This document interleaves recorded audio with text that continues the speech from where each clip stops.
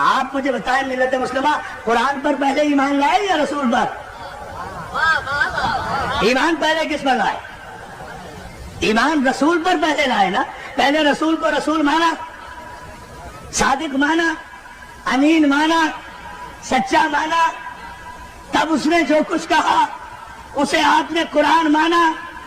آپ کی حیثیت تو یہ ہے کہ نہ آپ نے جبریل کو آتے ہوئے دیکھا, نہ فرشتے کو جاتے ہوئے دیکھا, نہ وحی کو آتے ہوئے دیکھا. کسی صاحب عقل نے آپ سے آج تک پوچھا کہ بھائی اگر جبریل پہلی مرتبہ آیا تھا تو پھر وہ آپ کے سامنے تو نہیں آیا تھا؟ پیغمبر مکے کی زمین میں تو نہیں تھے, مکے کے کسی گھر میں تو نہیں تھے. پیغمبر تو مکے کی ایسی پہاڑی پر تھے جو زمین سے 3000 فٹ کی بلندی پر تھی, وہاں جا کر عبادت کیا کرتے تھے. آپ ہی نے لکھا ہے, آپ ہی نے تو لکھا ہے کہ مکے کی ایک پہاڑی پر جا کر پیغمبر عبادت کیا کرتے تھے. اس پہاڑی کو ہم دیکھ کر آئے ہیں, 3000 فٹ کی بلندی پر وہ غار ہے جہاں میرا رسول جا کر عبادت کیا کرتا تھا. بھائی عبادت کہاں کیا کرتے تھے؟ جب 40 برس کے بعد نبی بنے تو عبادت کس کی کرتے تھے؟ توجہ توجہ توجہ, یا علی یا علی, صلوات دے دینا محمد آل محمد کا.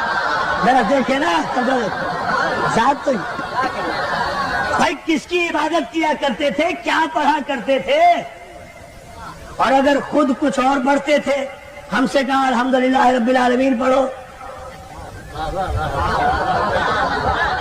اللہ جانے یہ جملہ آپ غور فرمائیں گے یا خود کچھ اور پڑھا کرتے تھے نماز میں, اور سارے مسلمانوں سے کہا کہ الحمدللہ رب العالمین کے بغیر کسی کی نماز ہی نہیں ہوتی. تو کیا رسول کے قانون بدلتے رہتے ہیں؟ آپ کو پتا کیسے چلا؟ یہ عبادت جو پیغمبر کیا کرتے تھے, کئی رات عبادت میں مصروف رہا کرتے تھے.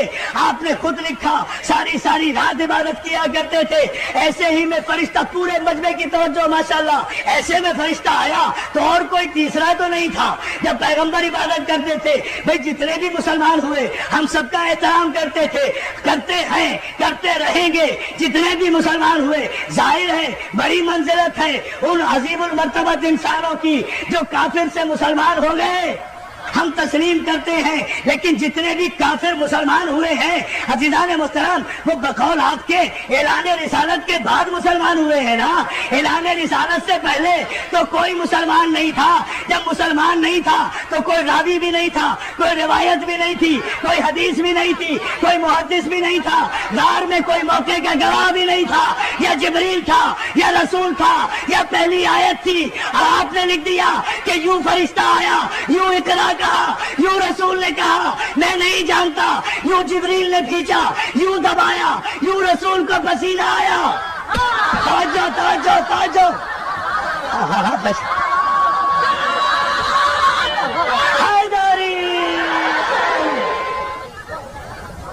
وہاں تو یا جبریل تھا یا رسول, تیسرا کوئی ہے نہیں. تو یہ سارا واقعہ راوی کو کس نے بتایا؟ جبریل نے. یہی تو فرق ہے امتی میں اور رسول میں کہ بشر پر اگر فرشتہ نازل ہو جائے تو سانس بھی نہیں لینے دیتا. توجہ توجہ توجہ توجہ, سچ دیکھے نا, زمین پر آنے کی مہلت بھی نہیں دیتا. توجہ ہے نا جانے محترم, زمین پر ہو تو آسمان میں جانے کی نوبت نہیں دیتا, آسمان میں ہو تو زمین پر آنے کی نوبت نہیں دیتا. اور میرا رسول وہ ہے کہ جس پر 23 برس میں 23,000 مرتبہ فرشتہ نازل ہوا. سلام کرو ثبات قلب معصوم کو کہ جس کے قلب میں نہ جنبش ہوئی, نہ لرزش ہوئی, نہ حرکت ہوئی, اس لیے کہ فرشتہ جو ہے وہ بھی تو معصوم ہے نا. کہ اس وقت غار میں کوئی نہیں تھا رسول کے علاوہ اور جبریل کے علاوہ, اور پیغمبر غار سے اتر, پورے مجمع کی توجہ, پیغمبر غار سے اترنے کے بعد نہ کسی محلے میں گئے, نہ کسی دوست کے پاس گئے, نہ کسی بت پرست کے پاس گئے, نہ کسی کافر کے پاس گئے, نہ کسی مشرک کے پاس گئے. پیغمبر سیدھے, آپ نے لکھا ہر سیرت کی کتاب میں, ابن ہشام سے لے کر شبلی نعمانی تک ہر ایک کی کتاب اٹھا کر دیکھے, سب نے لکھا کہ پیغمبر سیدھے جناب خدیجہ الکبریٰ کے پاس گئے ہیں, فاطمہ کی ماں کے پاس گئے ہیں. سارا واقعہ انہیں بتایا ہے کہ پہلی آیت کی شان نزول کیا تھی تو میں یہ نہیں دیکھوں گا کہ راوی کیا کہہ رہا ہے، اس سے احترام رسول مجروح ہوتا ہے۔ مجھے تو یہ بتاؤ کہ خدیجۃ الکبریٰ نے کیا کہا، جو ہے بھائی، جو واقعہ بھی ہوا ہے پہلی وحی کے موقع پر، اس کا گواہ کوئی نہیں، لیکن جناب خدیجۃ الکبریٰ وہ ام المومنین بیوی ہے کہ ساری کائنات کی خواتین میں جنہیں یہ شرف حاصل ہے کہ جنہوں نے سب سے پہلے لب رسالت کو وحی کے مطابق جنبش کرتے ہوئے دیکھا اور اس کی تصدیق کی۔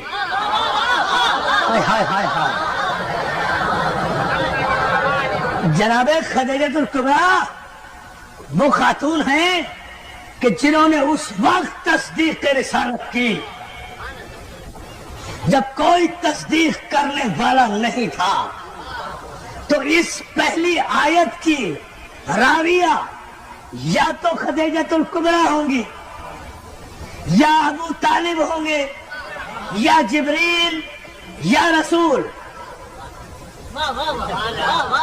ان چاروں میں سے مجھے بتاؤ کس نے روایت کی کہ جبریل نے جب اقرا کہا تو پیغمبر نے کہا میں پڑھا لکھا نہیں ہوں؟ کمال ہے۔ آپ مجھے بتائیے کہ اگر یہاں بھی میرے پیغمبر کی تو توہین نہیں ہوئی، بھائی پیغمبر کو کہا نا جبریل نے اقرا، اگر معاذ اللہ پیغمبر نے کہا کہ میں پڑھا ہوا نہیں ہوں تو غلطی کس کی؟ بھائی مجھے پاک محرم ایسوسی ایشن کے نقی رضوی صاحب نے اور ان کے اراکین نے کہا کہ آپ لشکر پارک میں مجلس پڑھیے، انہوں نے کہا، میں نے وعدہ کر لیا، میں آ کر ممبر پہ بیٹھ گیا، مجمع اتنا ماشاءاللہ سامنے ہے، اب بیٹھ کر بولتا ہی نہیں، مجمع کہہ رہا مولانا پڑھیے، میں کہوں میں بھائی ان پڑھ ہوں، میں تو پڑھا ہوا نہیں ہوں، تو سارا مجمع پاک محرم کے سر ہو جائے گا نا کہ بھائی ان پڑھ کو لا کر ممبر پہ بٹھا کیوں دیا؟ توجہ توجہ توجہ توجہ، سارا مجمع سر ہو جائے گا نا کہ جب یہ پڑھنا نہیں جانتا تھا تو اسے ممبر پر لا کر، بہت توجہ، ممبر پر لا کر بٹھایا کیوں؟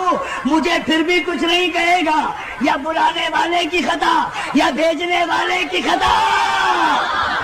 بھائی یہ تو اللہ سے پوچھو کہ جب وہ پڑھنا نہیں جانتا تھا تو پھر جبریل کو بھیجا کیوں کہ پڑھو؟ اب میں جملہ کہوں گا تاریخی اور آپ کی توجہ چاہوں گا، جبریل کو کہا کیوں جو پڑھنا نہیں جانتا تھا، تو جبریل کو بھیجا کیوں کہ جا کر کہو کہ پڑھو؟ تو بات کس پر آ رہی ہے؟ خدا کے لیے شریعت اور معصوم کے فلسفے کو سمجھو۔ پہلی آیت ہی کی معنی و مفاہیم جن کے سمجھ میں نہیں آئے اور شان نزول سمجھ میں نہیں آیا، انہیں کیا پتا کہ شریعت کیا ہے اور بادشاہت کیا ہے؟ صلوات علی محمد آل محمد۔ ابھی تو خیر سے پہلی آیت بھی سمجھ میں نہیں آئی، سارا قرآن کہاں سے سمجھ میں آئے گا؟ اس لیے کہ پہلی آیت ہی ابھی سمجھ میں نہیں آ رہی کہ یہ کس طرح نازل ہوئی، اور مجبوری بھی اب پیدائشی مجبوری، اس میں کوئی قصور بھی نہیں ہے، ان کا بھی کوئی قصور نہیں، ہم تو بڑے ادب کے ساتھ کریں، اس کا کوئی قصور بھی نہیں، بات صرف اتنی ہے، مسئلہ صرف اتنا سا ہے، سمجھ لیجئے، بات واضح ہو جائے گی۔ بات میرے عزیز دوستو صرف اتنی سی ہے کہ اللہ جن معصومین اور معصوم انبیاء کی پرورش کرنے والوں کو منتخب کر لیتا ہے نا، ان کے نقش قدم کو بھی شریعت بنا دیتا ہے، ان کے نقش قدم کو بھی شریعت بنا دیتا ہے۔ مجھے بتائیے نا، کعبے میں جتنی شریعت جاری ہے نقش قدم ہے نا معصوم کا؟ یہی گفتگو چھوڑی تھی نا، کعبے میں جتنی شریعت جاری ہے، یہ سارے جتنے ارکان حج آپ کر رہے ہیں، یہ جتنی صحیح کر رہے ہیں، یہ صفا و مروہ کے درمیان جا رہے ہیں، یہ 3 شیطانوں کو پتھر مار رہے ہیں، اگر بغیر سوچے سمجھے مار رہے ہیں تو یہ پتھر آپ ہی پہ پڑ رہے ہیں۔ توجہ توجہ توجہ توجہ توجہ، سلام دے دے بابا دے بڑا۔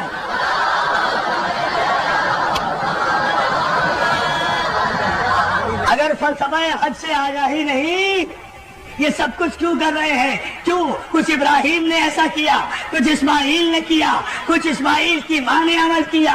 خدا نے باپ کے عمل کو بھی شریعت بنایا، بیٹے کے عمل کو بھی شریعت بنایا، معصوم نبی کی ماں کے عمل کو بھی شریعت بنایا۔ اور شریعت میں کسی کو چور و چرا کی گنجائش نہیں ہوتی، شریعت کی اپنی مرضی، معصوم کی اپنی مرضی۔ کعبے میں جاتے ہو، حجر اسود کو چومتے ہو نا، پتھر وہ بھی ہے، پتھر وہ بھی تھے جو کعبے میں رکھے ہوئے تھے، اگر ان پتھروں کو پوجا تو کافر ہو جاؤ گے، اسے نہ چوما تو کافر ہو جاؤ گے۔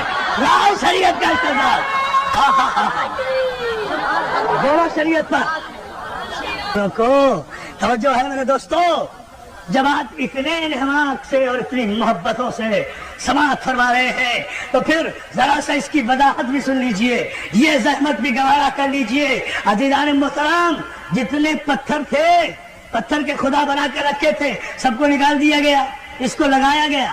پتھر وہ بھی، پتھر یہ بھی، جنس میں فرق نہیں ہے۔ اب ذرا سا علمی مرحلہ ہے، اسے تو سمجھ لیں آپ، تھوڑا سا غور کریں، نتیجہ سامنے آئے گا۔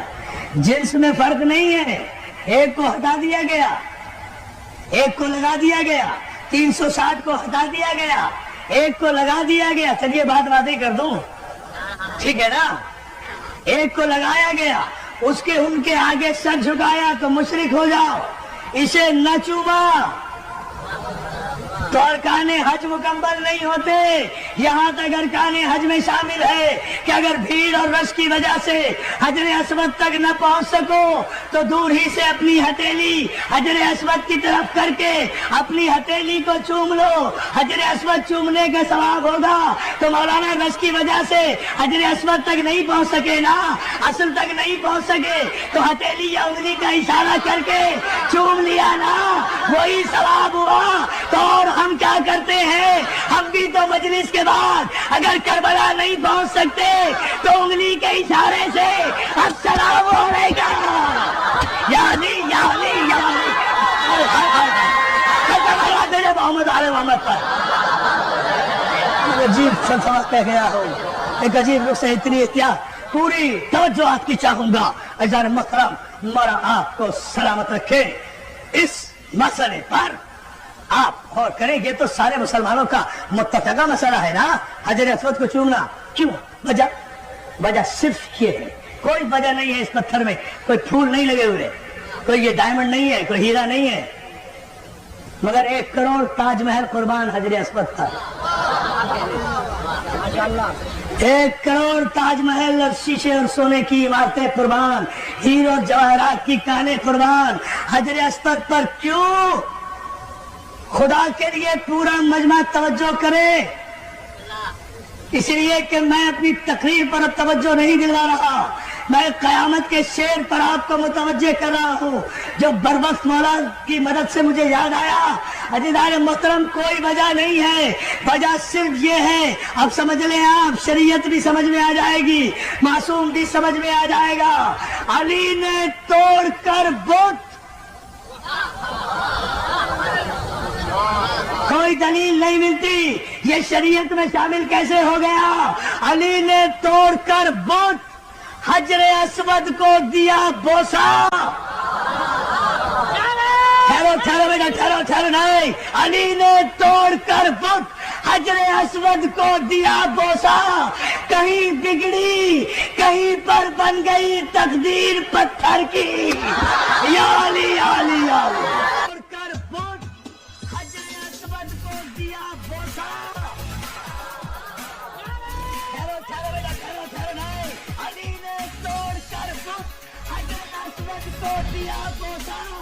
کہیں بگڑی کہیں پر بن گئی تقدیر پتھر کی۔